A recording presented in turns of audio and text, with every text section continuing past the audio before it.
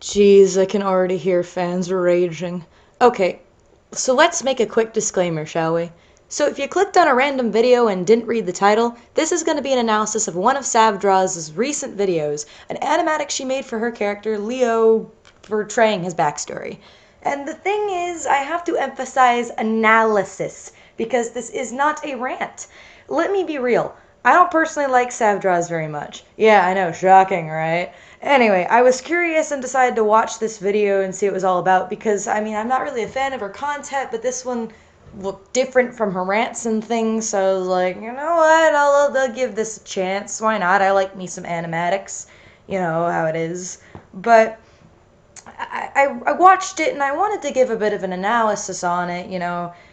I don't do very many of these videos and I've wanted to do some, so I want to have some fun. Let me have some fun. And also, I wanted to point out some things that we'll discuss later, but we'll savor that slice of cake when we get there, shall we? Before I go any further, I'm gonna go off of my script that I'm already not following very well anyway. But I wanted to say that for this video, because I've actually tried making videos like this in the past and I give up because the editing gets so exhausting. So I just wanted you to know that this time I'm going to be just using some speed paints that I did on my iPad that I never made a real speed paint of, and I'm just going to put those as my backgrounds so you're not staring at a black screen, you know, and I didn't want to, like, give up on this project in the middle of it again. So yeah, that's the speed paint has really nothing to do with this, just FYI. I'll put the names of characters or whatever on the screen if I remember, but yeah, just wanted to mention that. Personally, I think there are things that can be really improved with this story because although Sav claims she tried making it as realistic as possible, I think she still has a bit of a ways to go. So hopefully if Sav or her friends see this, they can understand that this is a critique and that this is my opinion. So unless they want to look like hypocrites, I can only hope that if they want to argue my points, they will be mature about it and not flame the video because I dare say my piece. I also feel it necessary to mention that no, I'm not doing this to try and hop on any bandwagon. I've actually wanted to make a video related to Savdra's for a while, and the reason I never made a rant was because a lot of people started doing it, and I didn't want to add fuel to that wildfire. It felt unnecessary. So again, this isn't a rant on her. So, you know, and last quick thing, do not go and harass Sav. This is my opinion, and you're free to express yours in the comments, but I do not condone harassment in any way, shape, or form. I don't care if you agree with me, disagree with me, just don't harass people. That's just kind of a rule of thumb in my eyes.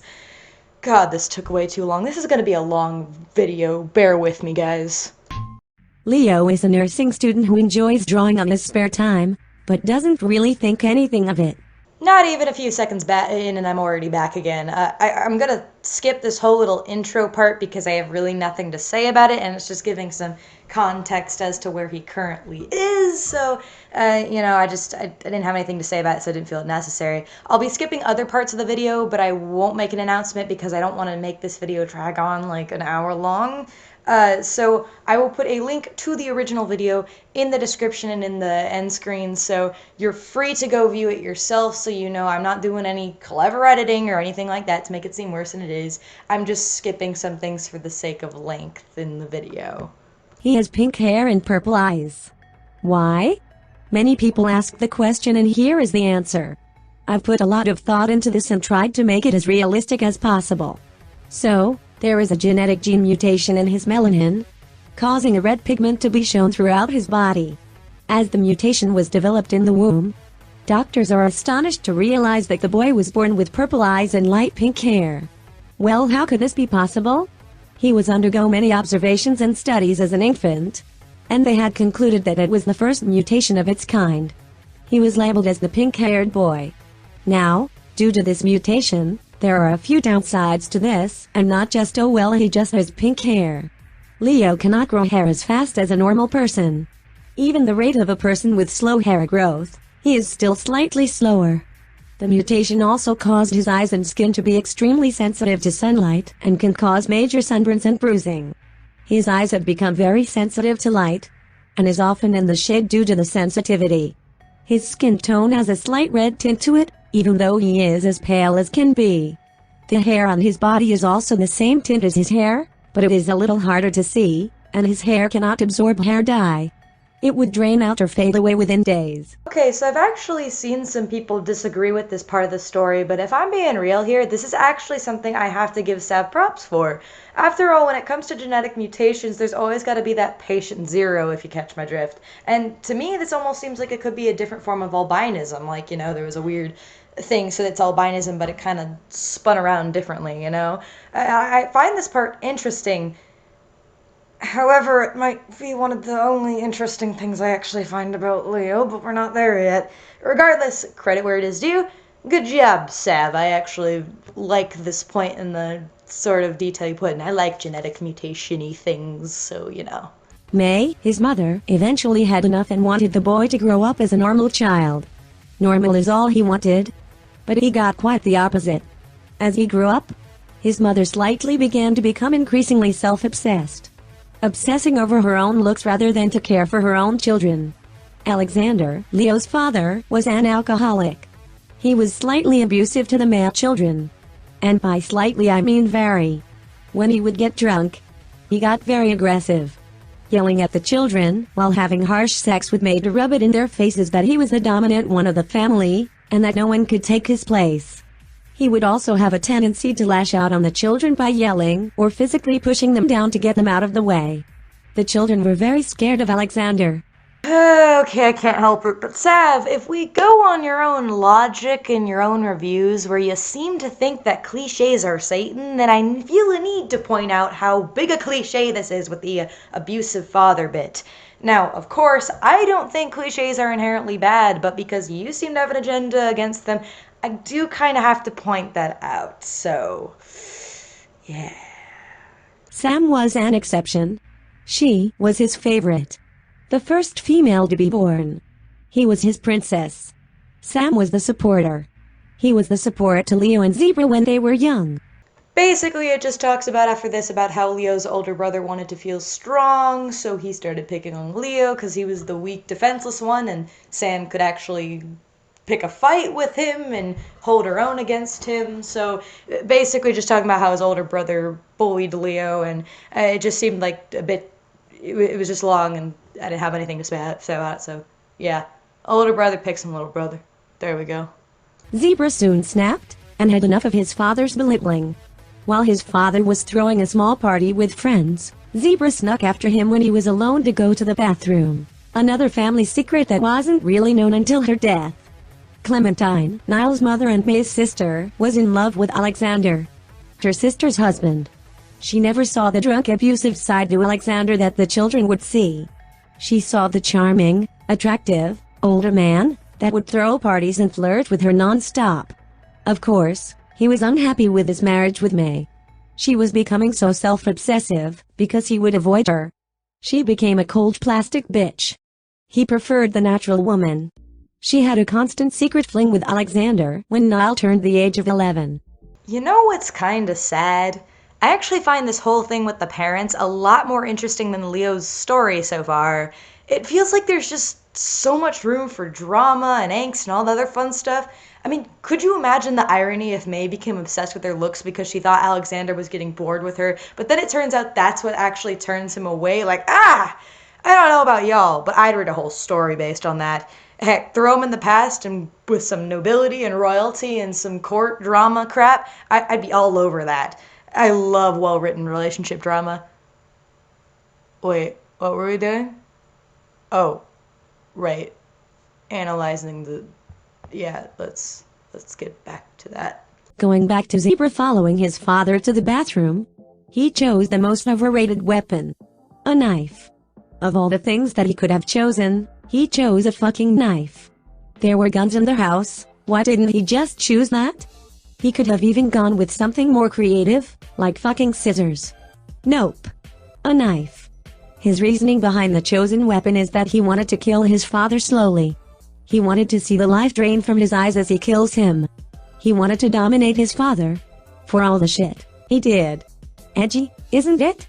It's funny how you bring up how he could have used scissors and yet proceed to let him use the knife. Now, I have nothing against with him using a knife because that would be the most logical thing somebody would go with. I do want to say, however, that honestly, you bring up this whole part about how it's edgy and feel a need to justify yourself, and yet you bring up the scissors thing, and if I'm being real here, I mean, you've obviously considered it, and yet you still went with the knife even though you thought it was edgy. Like, you explain why, but honestly, I mean, thinking about it, you could probably get the same, even more gruesome effect using the scissors. Not to mention, I don't know about you guys, but I feel like you'd be less conspicuous walking around a party with a pair of scissors than you would with a flipping knife. Anyway, on his way to his father, Clementine saw Zebra following Alexander from a distance. She needed to do something. She needed to save her secret lover. Welp, what did the dumb bimbo do? Waited till the last minute to try and stop this furious angry son from killing his father.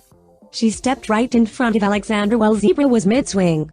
Of course, this was a tragic love story that involved death. Not. Yes, Clementine bled out before she could be rushed to the hospital. I'm sorry, but if I'm being real here, this whole bit kinda confused me, at least the logic behind it did. Like, you mentioned that Clementine was dumb, I guess, but you could have easily have written it that she actually saw him about to strike, ran over on impulse because she wanted to defend him and she didn't know what else to do, and got stabbed.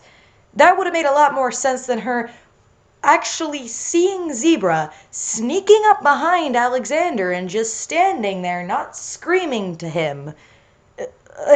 Like, unless, I mean, I guess, unless that's actually what happened and you just worded it super poorly. Also, I have to mention that Clementine flipping died, and it's never brought back up in the story. I don't know why, but that feels weird to me, like her entire death was just kind of brushed over. Zebra felt major regret. This was not his intention. He wanted to heal his father, not her. He was sentenced to 9 years in federal prison, trialed as an adult, and convicted of manslaughter. Okay, so I know this seems random, but since this is Leo's story, I have to wonder why we never got to know how he feels about his aunt's death. I mean, it's never actually explained what kind of relationship any of them kids had with their aunt. It clearly couldn't have been negative since Zebra felt bad for killing her, but never does it mention if Leo or Sam or even Clementine's own sister felt upset about her death. Once again, this whole murder thing felt super brushed over, and I'm wondering if Zebra couldn't have gone to jail for premeditated attempt of murder, because with how it is being played right now, the only effect of the aunt's death seems to have was sending Zebra to jail. I dunno, it just feels like there could have been, like, more there, you know? I don't know, let's just move on because we're finally back to Leo, goddamn. Leo had a sigh of relief, as one of his abusers was gone. Or at least for a while. He grew older and finally came out as gay. His father and mother did not take that lightly. They were ashamed that their own son would love the same gender. How could he create children? He was more of a disappointment than he already was. This didn't really faze Leo. He grew up being shat on so much he became used to the abuse. Whoa, wait. Are we just gonna graze over that? You know, fine. But I'm keeping that tidbit in the back of my mind, just you wait. He was sent to an all-female school. His mother dressed him up and wanted him to become straight. This was their way of training him to become attracted to females, to surround him with females. Whoa. Okay, I'm calling BS on that right now. Listen, I don't follow Savandier, I don't know, maybe she explains that, but how is that possible? You realize that all-girls school exists because they're for all girls, right? You can't just slap a wig on this kid and expect him to get enrolled into an all-girls school. They look at your birth certificate because they don't want to throw a boy into a school with only girls and vice versa. In fact, you're going to see this come back later, just wait, but at the moment I cannot see how this would even be possible for this to happen. Not only, but how the hell did no one notice he was a boy? Like, sure, I get it. Leo's supposed to look more feminine. I ain't judging you for that. But let's have a quick lesson in biology, courtesy of a transgender who's done a lot of research on this subject. You can't just slap a wig and a dress on a dude and expect him to suddenly look like a girl. Same with how you can't just give a girl short hair and a binder and expect everyone to buy she's a boy. Biologically, there are differences in how males and females act. I know this because I've done my research in an attempt to figure out how to become more masculine. Believe it or not, even transgenders are still affected by their biological makeup. There's a reason most transgenders need to take certain hormones in order to transition, because there are differences not only in our present our voices, but our actions and are also like in our actions, but also in our mental state. For example, women are generally more sympathetic and logical, and typically like to think things out and can multitask better, while men are usually more impulsive, express their emotions a lot less, things like that. And obviously, disclaimer, I mean most, I don't mean all, like, I just mean most. That's just generally how it is biologically. The reason I bring all this up is because apparently everyone thinks that Leo is in fact a girl, when in reality, even if he were somehow to make it into the school, despite it being an all-girls school, I highly doubt his actual gender would naturally stay under the radar. Now, of course, there are ways this could be pulled off. For one thing, you mentioned the parents live in a mansion, so I could only assume that they are rich. You could say that the mother paid off the school to let Leo in, but once again, even then we would have the issue of everyone else not knowing he's a boy. I feel the best way that could be pulled off is if you were to give his mother, or if you were to have his mother give him some very, very rigorous training in how to act more feminine. Regardless what your reasoning is, I refuse to accept that he was just thrown into this all-girls school with no issues at all. My God, that was long. I am very sorry. Eventually, Leo made a female friend. Her name was Zoe. She was a cheerleader for the male football team at the all-male school. Leo wanted to support his friend as best as he could. She was the only one he could trust with his secret. So this is his best friend, who's the only one in this all-girls school who actually knows that Leo is actually a guy and not a girl. I can't wait to delve into your relationship and how you got to figure it out, and all the struggle with revealing that to her and how she reacted and things like that. Oh, no, we're not going into that, okay? Right then, let's just... Fine. He even eyed one of the football players in the field and had little fantasies when she wasn't cheering. Nothing harmful. Just a small Cinderella story he would play in his head, over and over. He would even change up the story sometimes, from Cinderella to Beauty and the Beast, to Sleeping Beauty.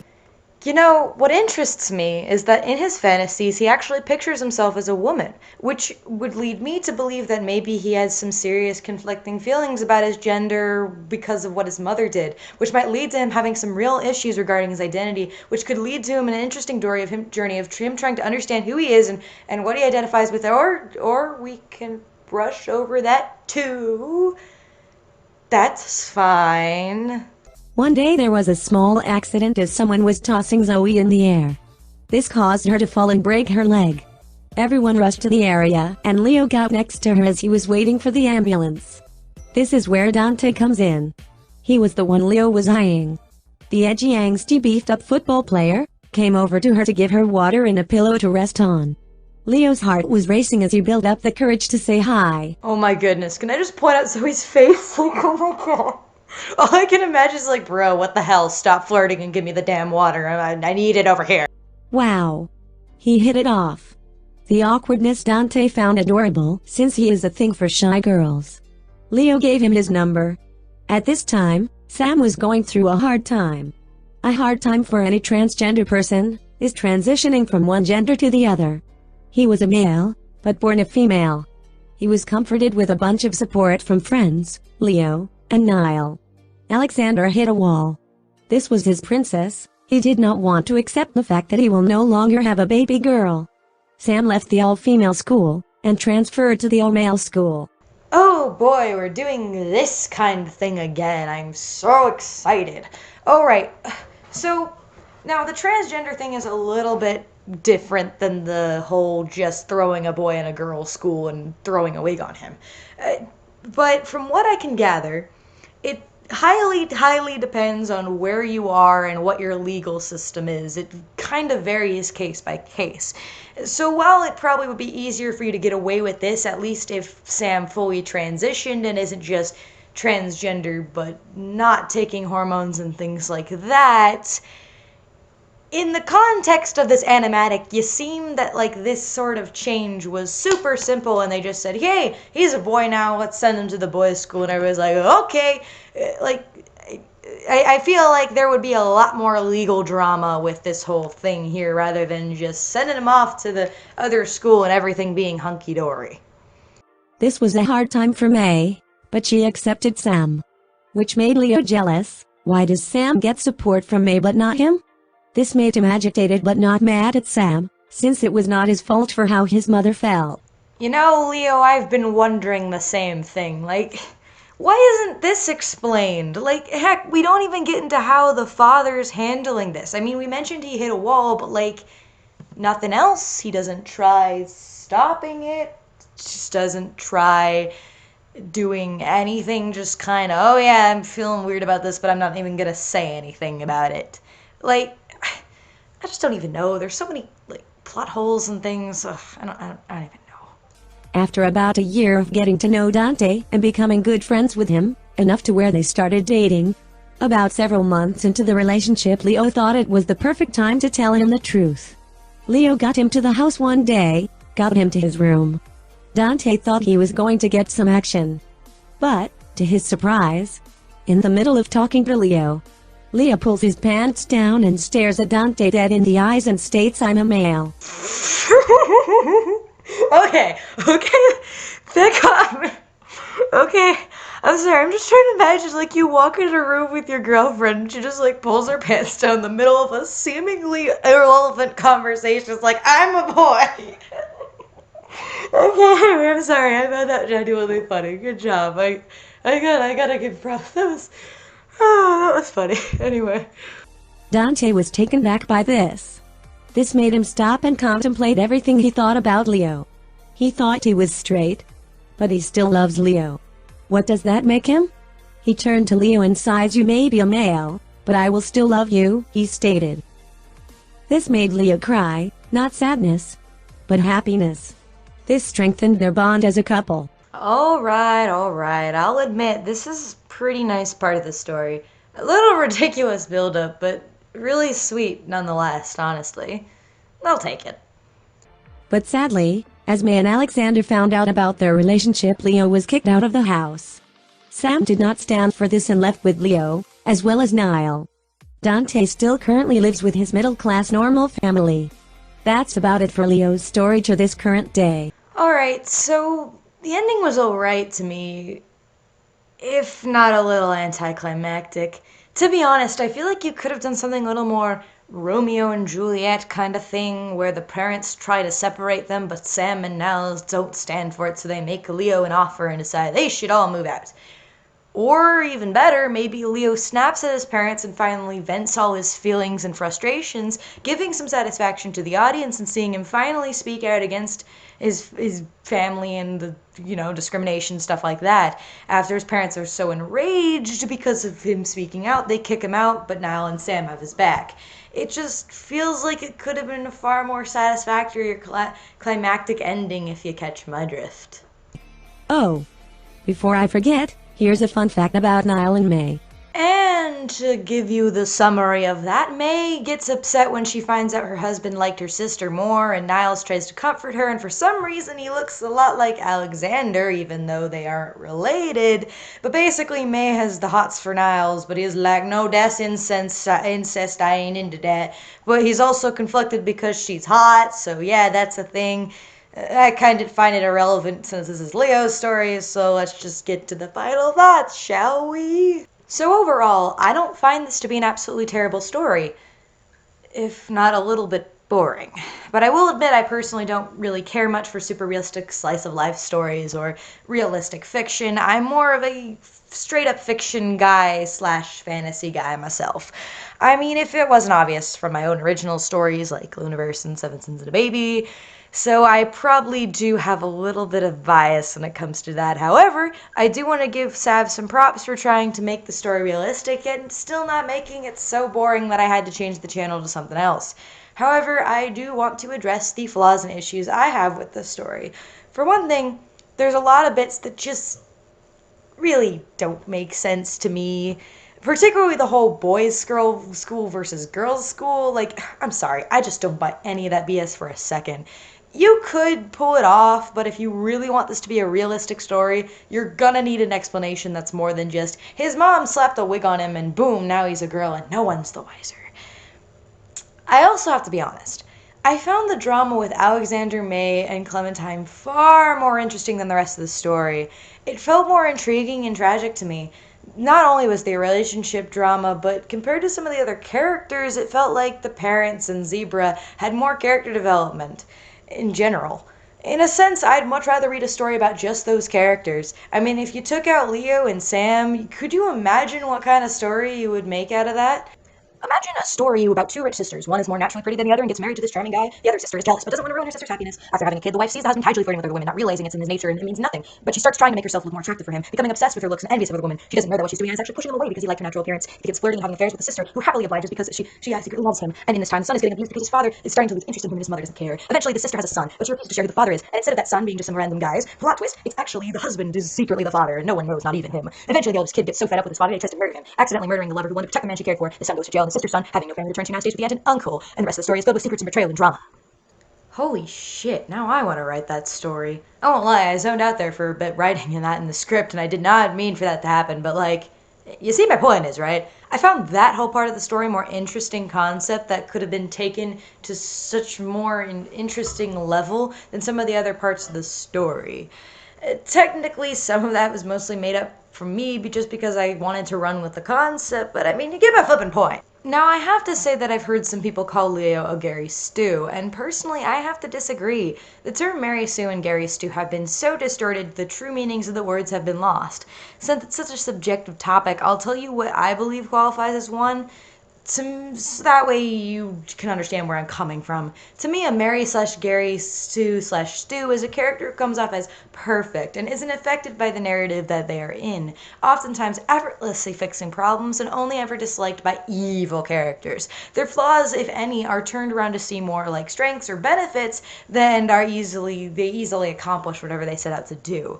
So by my definition, Leo is not a Gary Stu.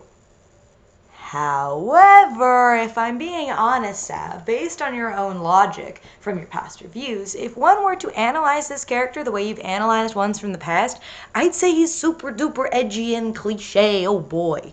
Now, I don't think there's anything wrong with a character being somewhat edgy, and cliches to me are not inherently bad, but once again, I'm basing it on your own logic, even if you say those videos are outdated. Regardless, though, this isn't a rant on Sav, and I don't think that the story is the worst thing in the world, but I think you need to do some work on it to make it even better. Once again, however, I do have to mention that Leo's story to me, personally, is just boring in all honesty. And not only because it's realistic fiction, but also because it feels like it could have been so much more. There were so many interesting routes that could have been taken, and it feels like in some instances, you took the most anticlimactic ones. Like at the end when they just kicked him out with no argument, no redemption, no nothing. You're gay. Get out. Also, I need to bring up that something important. Something that, if you truly want to make a realistic but interesting story, you might keep in mind if you want to rewrite this someday. Remember that part in the video when it stated that he'd grown used to the abuse? If we're going off real life here, many times when a kid is abused by their parents, especially at a young age, one of two things usually happen. One, the child grows up to become an abuser, which honestly you can almost see an example of Zebra, how he became a bully to Leo. Or they grow up to become attracted to abusers. If you were to take that fact and combine it with the thing I pointed out before about how Leo might become confused and conflicted about his identity, could you imagine the dark potential? Just imagine if Leo was starting to follow his aunt's footsteps, falling in love with someone who was an abuser but being unable to see that side of them because of what he'd experienced. If you were willing to put in the work, you could craft a part of his backstory where, before he started dating Dante, he fell in love with someone who was abusive. He could end up telling them his secret, and they could manipulate Leo into continuing playing the role of a girl, maybe even making Leo think that he actually is a girl, making Leo even more confused about his identity. You could have Zoe and Dante, two friends who see this from the outside, now struggling to help him. Could you imagine how twistedly interesting that would be? But hey, that's just a suggestion, and that's just what I find interesting, so you do you, man. I think that about ends my analysis. Is it terrible? No, not really. Does it need work? Like with anything in life, hell yes, it needs some work. I'd say my rating on this story is, say, you know what? Actually, I want to hear what you guys think. I've laid out my opinion, and I've shown you the majority of the video, and I put the link to the video so you can watch it yourself, and I don't want to sway you with my rating. So I'd love to hear what you guys think about the story, just please don't go flaming anyone.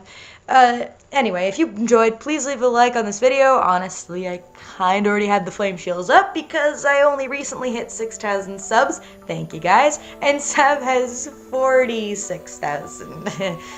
I'm screwed. But anyway, I hope you all enjoyed. I love you all, and I will see you in the next video. Zodiac out.